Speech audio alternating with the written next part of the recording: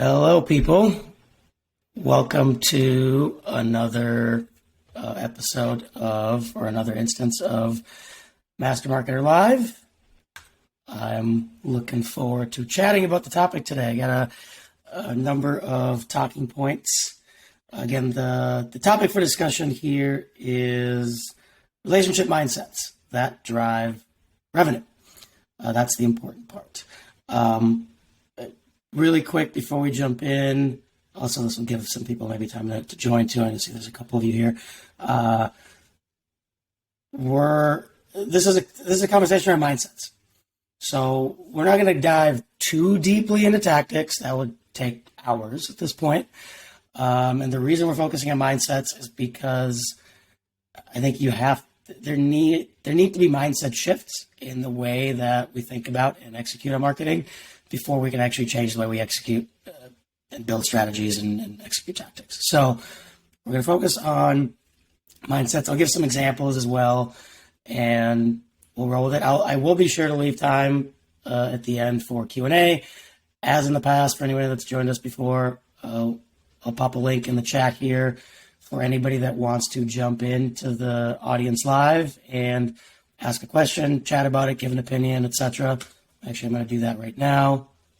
We'll pop it into the chat here as people are joining.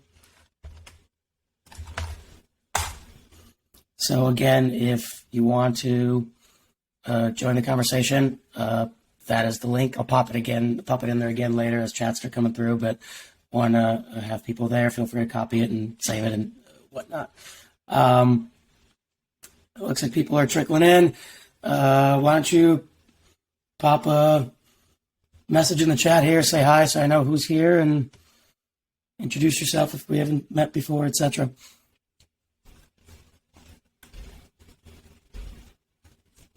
Again, we're going to be chatting relationship mindsets here. So as you come in, pop a message in the chat, say hi, say where you're from, etc., and we'll go from there. I'm going to set the stage real quick. So when we're thinking about the relationship mindsets, why are we talking about this in the first place? So I have, thanks, Joseph. Me too. Chris, what's up? When we think about mindsets, relationship mindsets, why are we talking about it? I have tons of conversations with marketing leaders, both in terms of business development, existing clients, just conversations I have, sort of networking, etc. And here's some trends that I'm consistently seeing and hearing. Most of these are probably not going to be surprising to people that are listening, but it's worth mentioning. One is the economic outlook, right? So pretty much no matter who you talk to, it's either at best uncertain and at worst bleak, right? Depending on the industry you're in and maybe the country you're in and that kind of thing. So that's one thing. The other thing, it's a consistent theme, and we're actually going to be putting out some podcast episodes in the next, say, couple of months here around this whole mantra of do more with less. Anybody that follows me probably saw my post about it the other day. I don't necessarily agree with it, but that's a whole different story. That's a conversation for another time. But again, people are being asked to do more with less, rightfully or wrongly. I'm consistently hearing talks about all of a sudden, it shouldn't be all of a sudden, but all of a sudden people are now focused on customer retention. Right? So, customer retention is also important. We have to keep our best customers. That's going to be the key to kind of surviving this next stage in the economy, et cetera, et cetera. True. That's not a bad outlook. I question sort of why are we focusing on just now? That should always be a focus, but that's a different story again. The other thing that's common is this thread around community and why community is important. So again, that's been happening for a while, but I would say that the number of voices talking about community and how loud they are have both increased. Right? So why do I bring all this up? Well, all four of these things, these trends that I mentioned, can tie back to the importance of relationships and having a relationship mindset. So when we think about the economic outlook, right? When things are bleak or when things are bad or not going as well as they used to, having good relationships is a positive thing, right? It can help majorly. When we think about doing more with less, really what we're talking about to be able to achieve that, meaning how can we drive more revenue with less cost? That's really what people are being asked to do. That is a complete mindset and strategy shift. That is about switching from a transactional type relationship to a relationship focused relationship. Okay. When we think about customer retention, which customers do you think you're most likely to retain? Customers you've got good relationships with. And last but not least, when we think about community, that's really all about a sense of belonging and building relationships. That's what a community is. Okay. So why do I bring all this up? These are the trends. This is what people are seeing. In my opinion, the relationship mindset is the solution to this. There's one other thing I want to mention before we jump into kind of my core talking points and the mindsets themselves. The definition of a relationship, because I think this is where a lot of people go wrong and also get put off by it potentially, right? This is not about warm fuzzies. It's not about friendship necessarily, right? A relationship, the definition of a relationship is it's a connection, an association, an involvement between, amongst people, groups, etc. Okay, that's what a relationship is. Could there be friendship there? Sure. Does there have to be? No. A friendship is a type of relationship.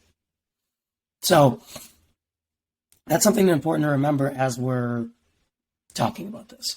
I see, I'm going to stop here for a sec. I see a couple more people joined. Pop a message in the chat, say hi so I know who's here.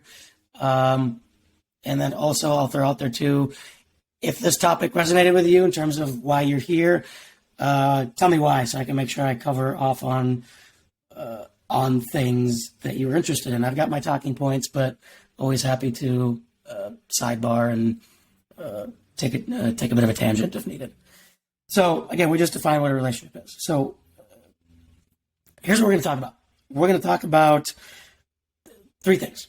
We're going to talk about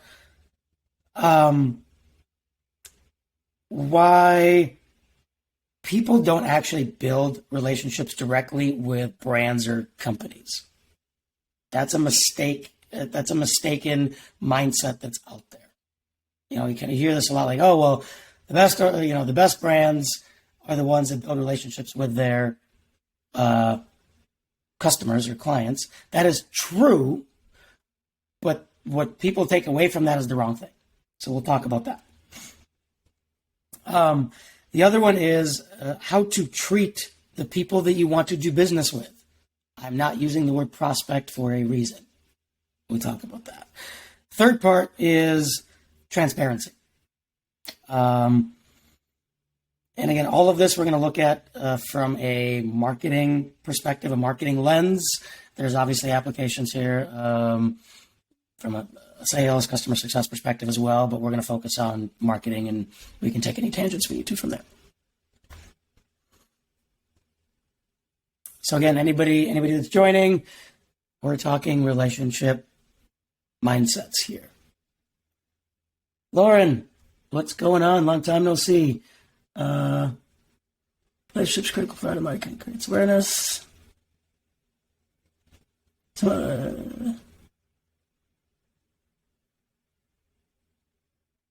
Yes, that's interesting, and I think we're gonna get into that a little bit. Maybe what I'll do, actually, Lauren, if you're still around, toward the end, I'm gonna open it up for Q&A. I popped the link in here. I'm gonna pop it in again just in case it's lost for people, and would love to bring you on and chat about this in more detail. I think I'm going to cover off on some of it, but toward the second half, I'll open it up and you can jump in live and we can chat if you're up for it. So again, now let's talk about the mindsets. Number one is, I mentioned, people don't build relationships with brands and organizations directly. What do I mean by that? People do build relationships with ideas. They build the relationships with other people. They build relationships with groups. Through these three things, that is how brands or companies create affinity. They create affinity with their brand and organization through those three things. It's not a direct thing, right? I'll give you an example. I just bought a Garmin watch, new watch. Okay, yay me. I'm going to give a consumer example. I'll give a couple of B2B examples as well, just to illustrate the point. I don't have a direct relationship with the Garmin brand. That's not why I bought the watch, right? I bought the watch because it came as a recommendation from people whose opinions I trust and interested in the same types of things from a fitness perspective as I am. I bought it because there are community functionality, not within the physical product, but within the digital product that Garmin has, right? A lot of the fitness products have the same thing. Peloton's got it, whatever, Fitbit's got it, et cetera, okay?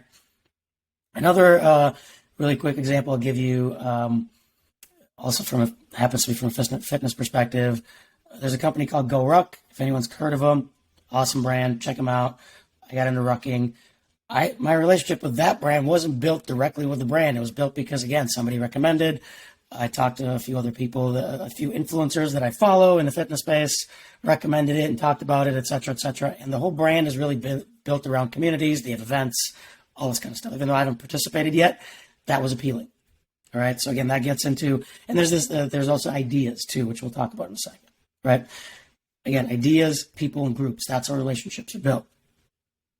B2B examples.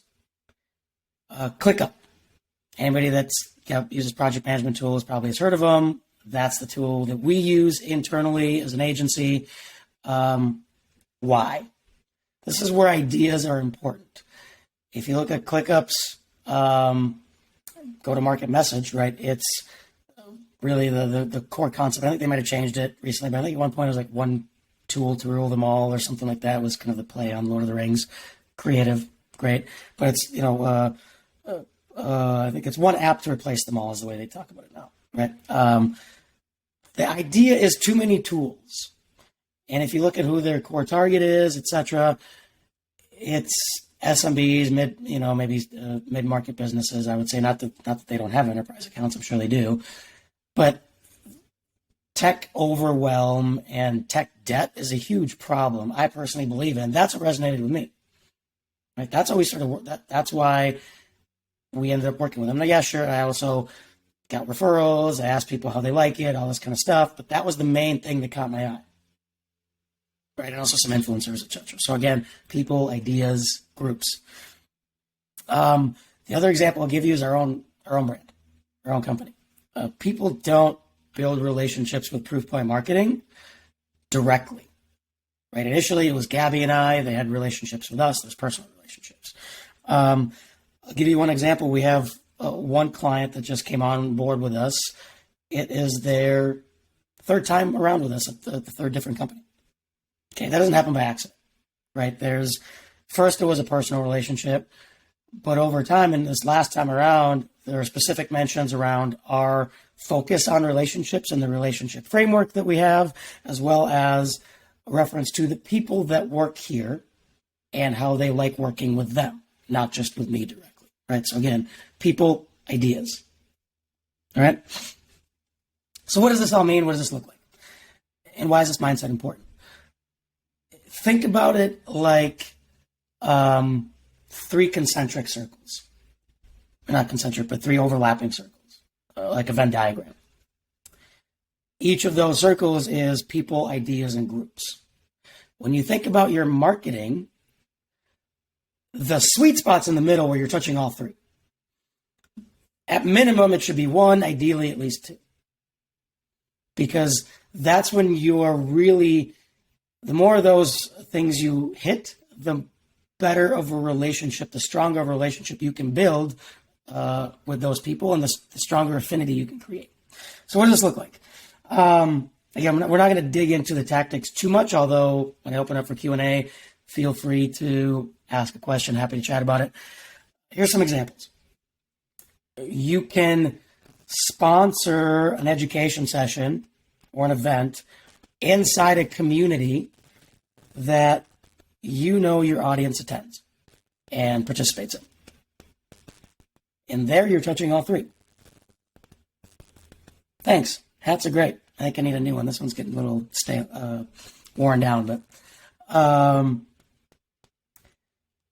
another example would be, can you speak on, or can your subject matter experts within your organization speak on podcasts or participate in webinars or virtual events that your target audience listens to and trusts?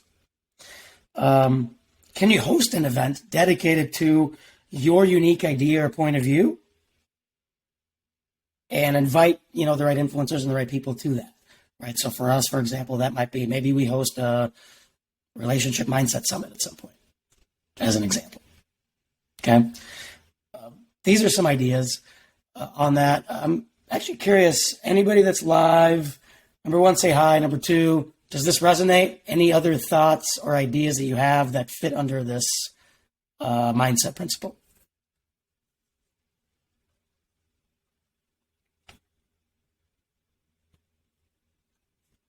Anybody? Going once? Going twice? I'm going to move on otherwise, because we got two more principles or mindsets to go through.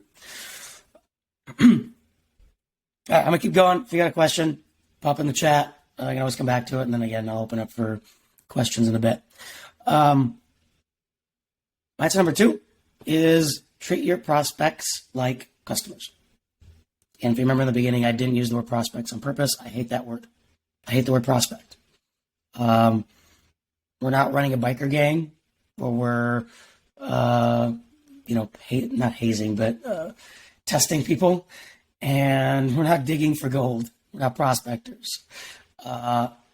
However, that is what a lot of marketing, the transactional type of marketing, feels like and looks like. It looks like the person that's consuming it is being tested, and it looks like they're being mined for gold. It feels like it. Okay. Think about all the different hoops you need to jump through often to get a demo or pricing or just a valuable and educational conversation with an engineer or something like that within an organization that you're trying to potentially work with. Okay. Think about the incessant badgering in terms of like ads and sales emails and things like that pose no value, that are just pitching, right? Things like that. Ridiculously long, 25 field forms for some BS gated content that has zero value once you actually download it, followed by what we all expect, a series of 16 sales emails. Okay, all of that feels like you are being prospected for gold, and it feels like you are a prospect in a biker gang, if you will. Okay, maybe not the best analogy, but work with me.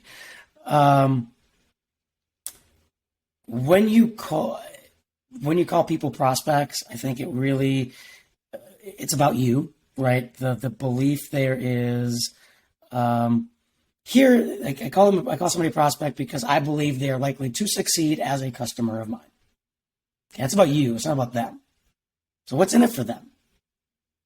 And I think it creates the wrong mindset if you do it that way, by the way. Same thing, I think, with the word lead, potentially. I don't know that I have an answer to what they should be called. I would just call them customers, maybe prospective customers, people you want to do business with, whatever. But again, since we're talking mindsets, that's why I don't like the word. Once, when I say treat prospects like customers, once somebody is a customer, we even say like, your existing customers are like gold. I mentioned, right now, the common theme of, let's make sure we focus on customer retention. We need to retain our best customers.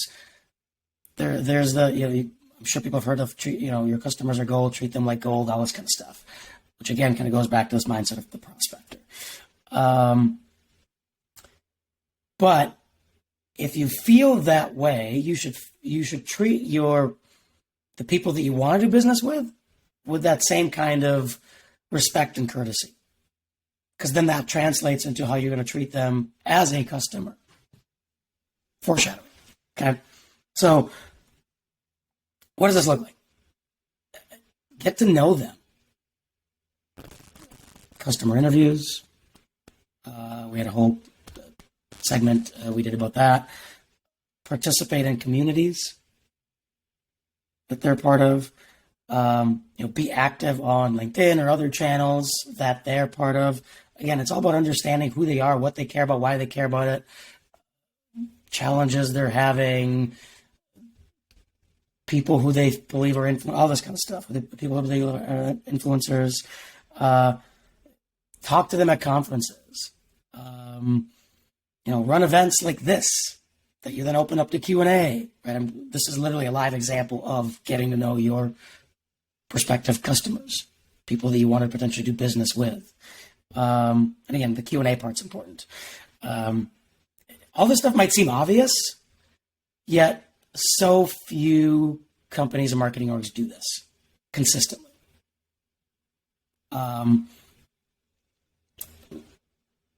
There's a lot of assumptions that get made about customers and customer intent and things like that are completely unfounded, and then that gets used to build marketing plans, etc. Get to know your customers. Give more than you take. We hear this all the time, right? What does that mean? What does that look like?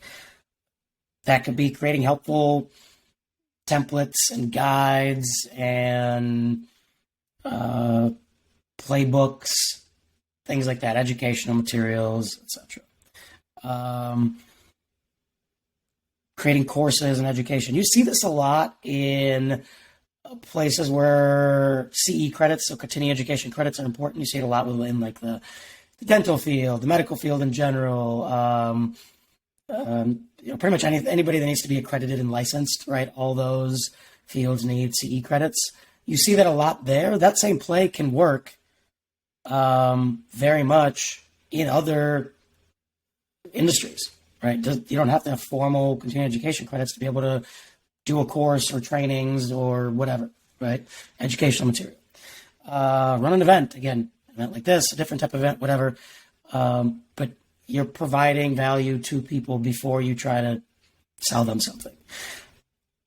Create a podcast, another example. Webinar series. Again, there's a million different ways we can slice and dice this thing, but those are just some high-level examples. And the idea here is none of these are meant to be a veiled sales pitch or a veiled product pitch. They are there to, yes, show your expertise, but also show your understanding and your, what's the word I'm looking for here? Empathy to the situation your ICP, your typical client or customer is in. That's the focus of all these things.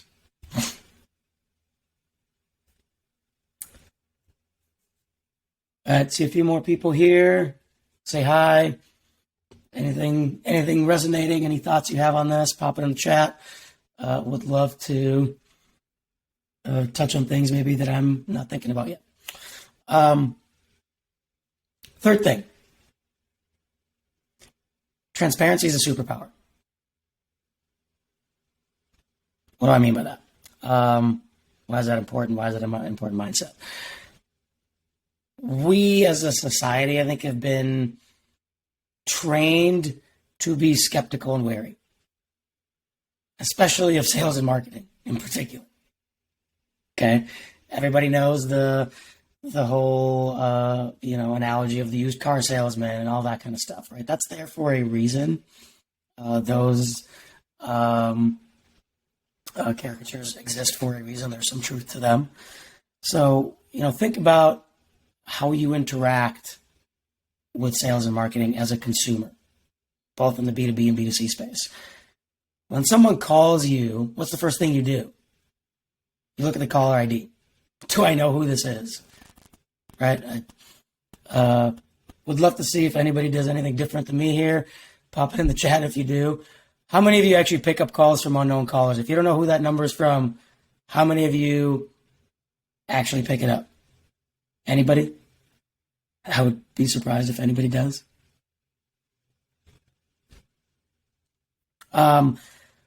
When someone offers you something, when you get an offer either through an email or on the street or in a restaurant or whatever, okay, you probably are first thinking about, what's the catch?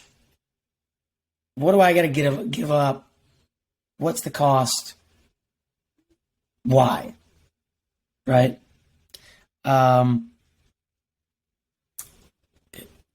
Think about how you buy products, both B2B, B2C. You like to buy, I'm guessing, again, correct me if I'm wrong, anybody. You like to buy products that have a good amount of positive reviews. Now, yes, there's a question of how, fake reviews and all this kind of stuff. That's a separate topic. But in general, we look for products with a good percentage of positive reviews.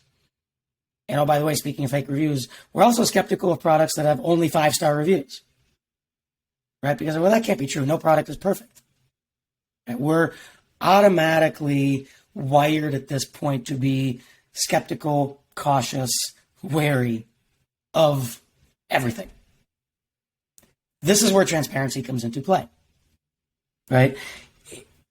Because if we know this inherently, we all, I would guess, again, I don't see anybody in the chat saying, nope, that's not me. I trust everybody and everything and take every offer blindly and pick up unknown callers. I'm not seeing that in the chat here. So, if we know this, why does so much of our marketing go completely against this insight? Pushy sales tactics with kind of this, think of the fake sense of urgency that gets created with these offers, and salespeople going, hey, you only have whatever, a month or till the end of the month to claim this, right? Or it goes away. I don't care. Maybe I'm only going to, I just had one of these that came through for a 401k platform that we're considering, right? I think I might have just given some benefit stuff away to folks on my team. But anyway, with that, they just sent an email you've got till the end of the month for 3 months off or something, whatever. I don't care. That's a fake sense of urgency. I don't have that urgency about this because it's not that big of a discount for me to care about, right? That's about them. It's not about me, right? And even the way they message it, etc. Think about clickbait ads and content. Tons of that stuff out there, right? And how much of this gated content that exists, you're like, oh, this looks like it maybe could be valuable based on the title, and you download it. It's thanks, Lauren. Sorry we couldn't chat. Maybe next time.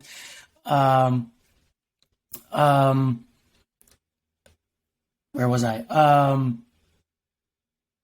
These clickbaity titles of gated content. You fill out the 15-field form and you download the thing. You're like, what the heck's this?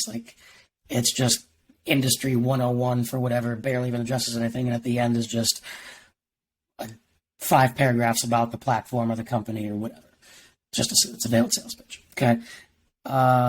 Unhelpful email nurture sequences, all this kind of stuff. All of this, it goes completely against the insight of the fact that we are all skeptical and cautious and wary of everything, especially when it pertains to sales and marketing.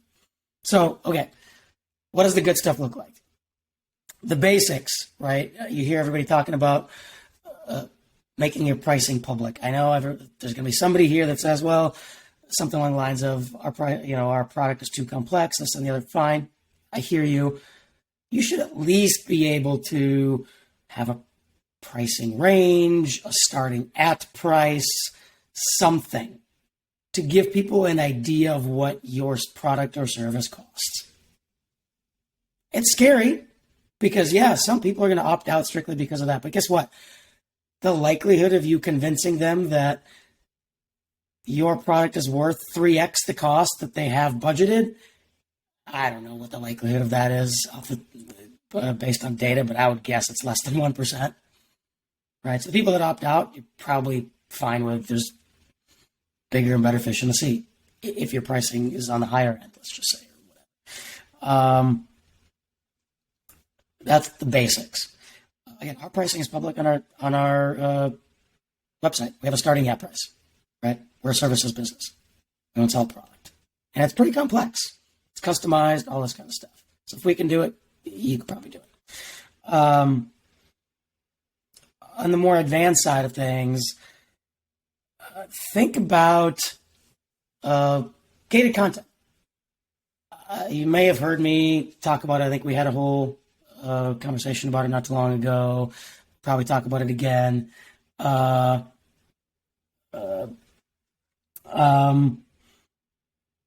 a comment here. 1 second. Squirrel. Downloaded FB guide from a landing page company. The next 10 weeks I received weekly gated guides, fine, but weekly. Yeah, exactly. There we go. Eddie, that's exactly what I'm talking about. But think about what they could have done. That's actually, I'm glad you posted this. So let's assume the guide itself was actually valuable enough. I don't know. Maybe it was, maybe it wasn't. Let's hope it was. Let's hope there was something valuable that you could take away and apply. Great. How awesome would it have been if instead of doing what they did, they sent you one email that said, hey, thank you for downloading. Would you like us to send you a 3-part email course on optimizing your Facebook ad account? Something like that. Or something like a single email that said, hey, thanks for downloading it. Would love to hear back from you what you thought. Maybe something as basic as that. That's not as much transparency as it is just trying to find out the actual intent behind the download. Another example I'll give is, what if they responded with an email that said, hey, thank you for downloading. Hope it's valuable. If you are still struggling, would it be valuable to schedule a call with one of our FB ad experts? We'll spend an hour, walk through your account, give you our thoughts, right? Something like that. Eddie, I'm curious, would you agree with any of those 3 options? Would that be better and more valuable than what you got?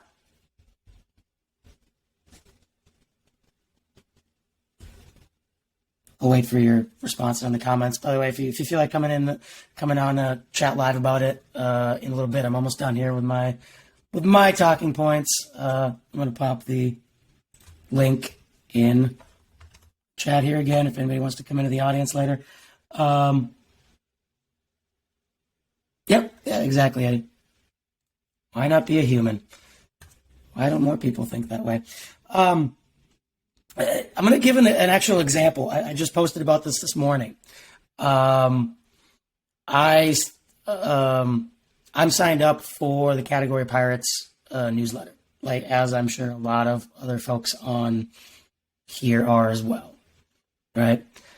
So an email that, if you are in that list, you probably saw the same email, and they just sent something out. I forget exactly what it was. The exact course, but they pretty much said, hey, would you like to receive we just put this out. There's a 5-part email course on, I think it was category creation or something in particular. I forget what it was. Right. They could have easily just sent everybody that whole thing. We already opted into the email list. There's nothing preventing them from doing so legally or according to ConvertKit's terms of service. That's what they use. But they ask for permission anyway. Right? That's transparency. You know exactly what you're going to get and when. They're not sending you other stuff. They said you want a newsletter. We're going to send you a newsletter, whatever it is, once a week, twice a week. I forget how often, right? That's what you're going to get. Nothing more, nothing less. You want something else? Here's another permission we're going to ask you. They don't have to, but they do anyway. Think about the type of relationship that builds, right? Think about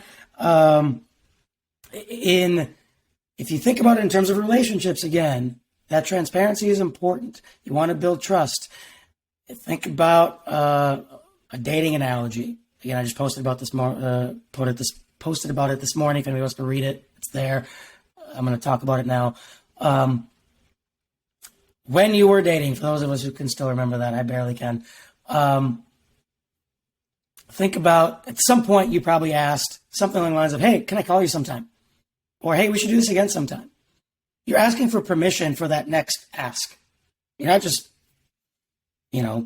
finding their email or phone number kind of in a covert way and then bombarding them with like, hey, we should go out. Maybe some of us did that. I don't know. But even think about even Tinder requires a two-way permission, if you will, right? So, all right, I'm gonna wrap up here. In summary, three mindsets to remember. People don't build a relationship directly with your brand. They build affinity to your brand through your people or influencers, through your ideas, your unique ideas and point of view, and through groups that you have in common. Treat your prospects like customers, right? We say customers are gold. Well, guess what? So are prospects. Again, I hate the word. If you didn't hear it, we're going to put this out, record it so you can listen to it later. Why? And I think I have a post about it too. Last but not least, transparency is a superpower. Be transparent, right? If you tell people what you're going to do and then you do it, they're less likely to hate you for it. Probably very unlikely to hate you for it, for that matter. All right. That's all I've got in terms of my talking points. I would love to invite some people to chat. I know Lauren left. There's something interesting that he wanted to chat about. But we'll maybe save that for another time unless anybody else wants to talk about that. Eddie, if you want to jump on. Anybody else that I don't see? Chris Spellman, if you're still there. I know you usually like to jump in and chat. So I'm opening it up. Here's the link again.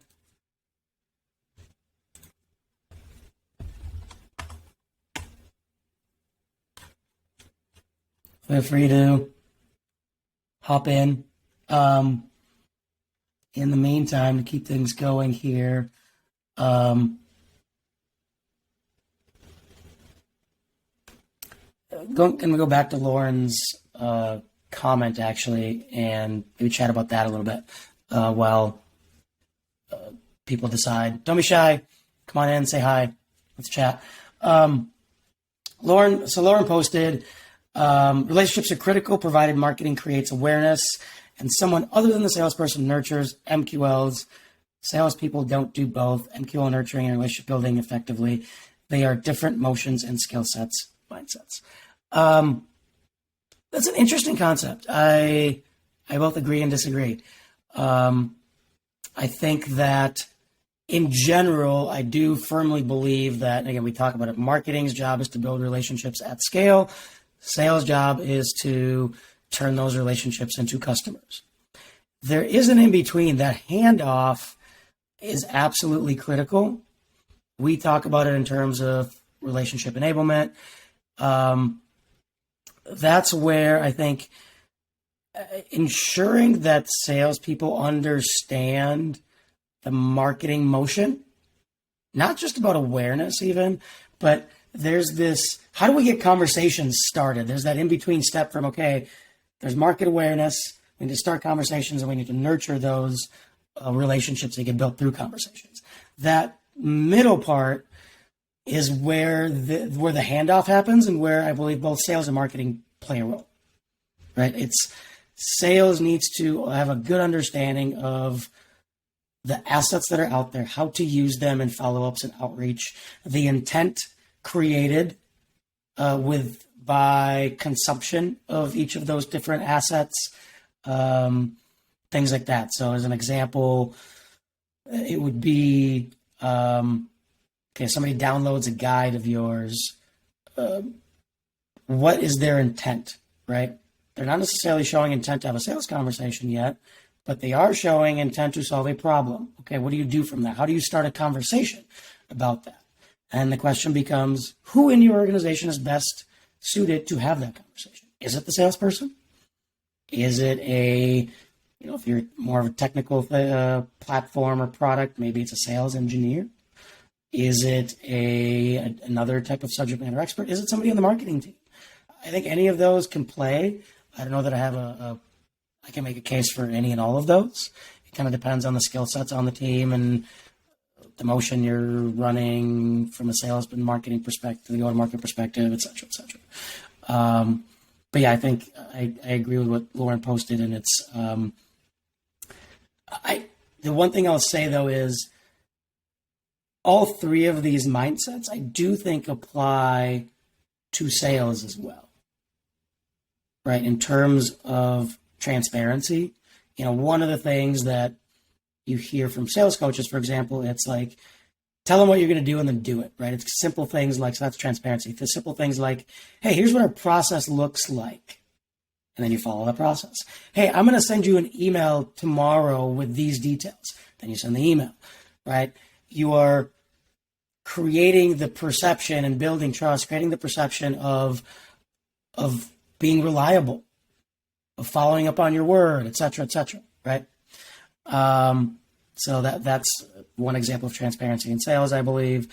When we think about treating your prospects like customers, again, I think it's, as a salesperson, your job should still be to consult and to build a relationship and to educate and whatever. Obviously, the end goal is to make a sale, but you do that through nurturing that relationship that marketing hands over. And then when it comes to people build relationships with ideas, people, and groups, as a salesperson, especially if you are, doing outbound, are you participating in the right groups? Are you actually showing your expertise in the industry?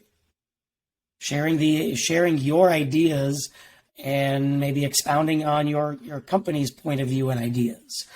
So all three of these mindsets very much apply, in my mind, to both sales and marketing. So in case we have any salespeople still listening, looks like people are generally filtering out because I'm done with most of my talking points. In case there are salespeople listening, curious on your thoughts. If anybody wants to jump in and chat still, looks like there's a few people still on live. I'm going to hang out for another couple minutes and see if anybody wants to join. Joseph, yes. I know you agree. That's a big thing we talk about with all of our clients. Salespeople showing expertise is incredibly important. Most, I shouldn't say most, a certain portion don't do that, don't spend enough time doing that.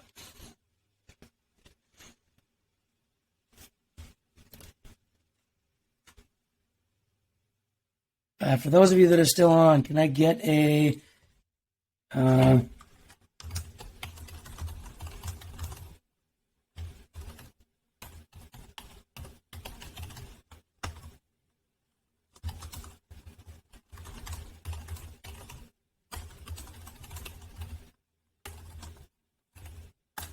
anybody still on?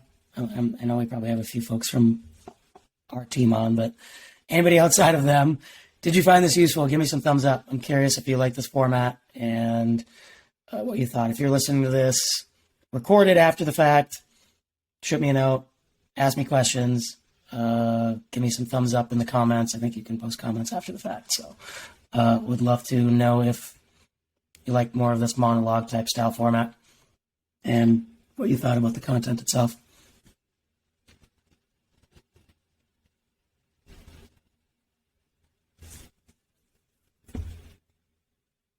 All right. Looks like no takers on Talking to Me Live. That's okay. Maybe next time.